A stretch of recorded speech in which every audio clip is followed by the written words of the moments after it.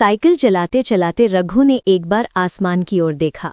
उसने देखा कि राख के रंग का आसमान बादलों से घिर रहा है, चारों ओर की हवा जैसे थम गई हो। उसे समझ में आ गया कि तूफान आने वाला है, लेकिन कुसुमपुर पहुंचना अभी भी बहुत दूर था। रघु ने पैडल पर जोर से दबाव डाला, लेकिन वो ज्यादा दूर तक जा नहीं पाया।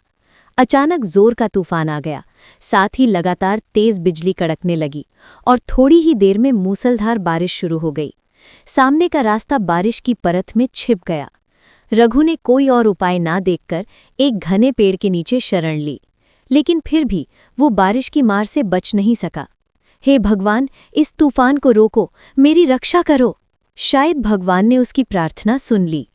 थोड़ी ही देर में तूफान और बारिश थम गई, लेकिन सड़क की जो हालत थी उसमें अब साइकिल चलाकर आगे बढ़ना संभव नहीं था। मजबूरी में रघु साइकिल को घसीटते हुए आगे बढ़ने लगा, लेकिन थोड़ी दूर जाकर उसे समझ में आया कि वो रास्ता भटक गया है। ये रास्ता कुसुमपुर का नहीं है। वो सोच में पड़ गया कि अब क्या करे। तभी उसके कानों में आवाज आई, क्या आप रास्ता भटक गए हैं? रघु चौंक कर देखने लगा। उसने देखा कि धुंधले अंधेरे में एक छाया मूर्ति खड़ी है। कौन हो तुम? मैं रतन हूँ बाबू, लगता है आप रास्ता भटक गए हैं। मेरा मतलब है, मुझे कुसुमपुर जाना है, लेकिन नहीं जा पाएंगे। कुसुमपुर जाने वाला रास्ता बंद है, रास्ते में पेड़ गिर गया है। रघु मुसीबत में पड़ गया। वो पागलों की तरह सामने अंधेरे में डूबी सड़क की ओर देखने लगा। यहीं पास में मेरी चाय की दुकान है, चलिए फिर से बारिश शुरू हो जाएगी। रघु ने आसमान की ओर देखा, फिर हल्के से सिर हिलाकर हामी भर दी। आइए, मेरे साथ आइए। रघु ने अपने दुविधा भरे मन के साथ उसका पीछा किया, और जैसे जैसे वो आगे बढ़ता गया उसे कुछ महसूस होने लगा। जिस वक्त से वो आदमी उसके पास आया है, तभी से रघु को भीगी हवा में किसी जले हुए चीज की गंध आ रही थी। क्या हुआ? जल्दी कीजिए। हाँ, आता हूँ। साइकिल लेकर वो तेजी से आगे बढ़ा। थोड़ी दूर जाते ही उसने एक गाब का पेड़ देखा। पास ही एक झोपड़ीनुमा घर था। वहां किसी हेरिकेन जैसी चीज की लौ जल रही थी। रतन ने फिर से आवाज दी, आइए बाबू, यही मेरी चाय की दुकान है। रघु ने साइकिल को गाब के पेड़ से टिकाकर झोपड़ी के चौखट पर आकर खड़ा हो गया। उसने देखा कि एक तरफ एक चूल्हा है और उसके चारों ओर चाय बनाने का सामान रखा है। रघु हैरान हो गया ये सोचकर कि इतनी सुनसान जगह पर इस चाय की दुकान में आखिर चाय पीने कौन आता होगा। रतन एक मोड़ा ले आया। बैठिए बाबूजी, मैं चाय लाता हूँ। रघु अपनी गोद में रखे थैले को कसकर पकड़कर बैठ गया। बाहर फिर से तूफान शुरू हो रहा था। बिजली चमक रही थी और गड़गड़ाहट के साथ कड़क रही थी।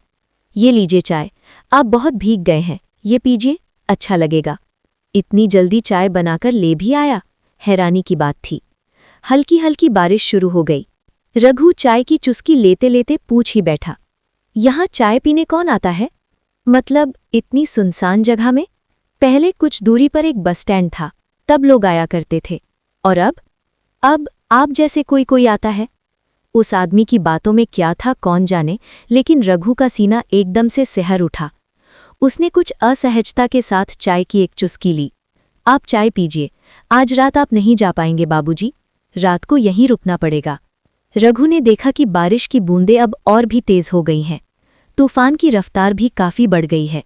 बिजली लगातार गिर रही है, लेकिन एक चीज देखकर उसे बहुत हैरानी हुई।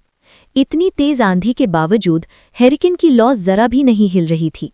न जाने क्यों रघु को लगने लगा कि उसके चारों ओर जो कुछ भी है वो सच नहीं है, जैसे कोई जाल है जो चुपचाप उसे अपने भीतर लपेट रहा हो। बैग में रखे हुए इतने सारे पैसे। उसका सीना एक बार फिर धक धक करने लगा। जब बारिश थमी तब तक रात काफी बीत चुकी थी। खाना पीना कुछ देर पहले ही निपट चुका था।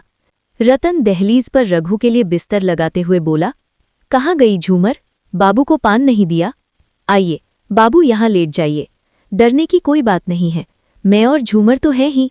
रघु ने हल्के से सिर तो हिलाया, लेकिन उसके सीने में एक बार फिर से टीस से उठी, जैसे उसकी छाती के भीतर कोई धीरे धीरे उसे कुछ समझाने की कोशिश कर रहा हो। जैसे ही नुपुर की झंझनाहट कानों में पड़ी, वो हल्के से चौंक कर देखने लगा। झूमर धीमे कदमों से आगे बढ़ रही थी। उसकी आंखों में जैसे कोई खास इशारा था जो उसने रतन की ओर किया। रतन ने भी जरा सा गर्दन हिलाकर कुछ जताया। ये बात रघु की नज़रों से छुपी नहीं रही। लीजिए बाबू, पान। पान? मेरा मतलब है खाइए, खाइए। झूमर के हाथ के पान खा के आप जिंदगी भर नहीं भूल पाएंगे। रघु कांपते हाथों से पान उठाने ही वाला था कि एक तीखी सड़ी सी गंध उसकी नाक में आ लगी, कुछ वैसी ही गंध जैसी कच्चे खून की होती है।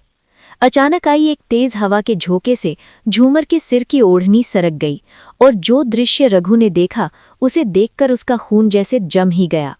झूमर के गले पर खून की एक लकीर थी, वहां से एक पतली धार बह रही थी।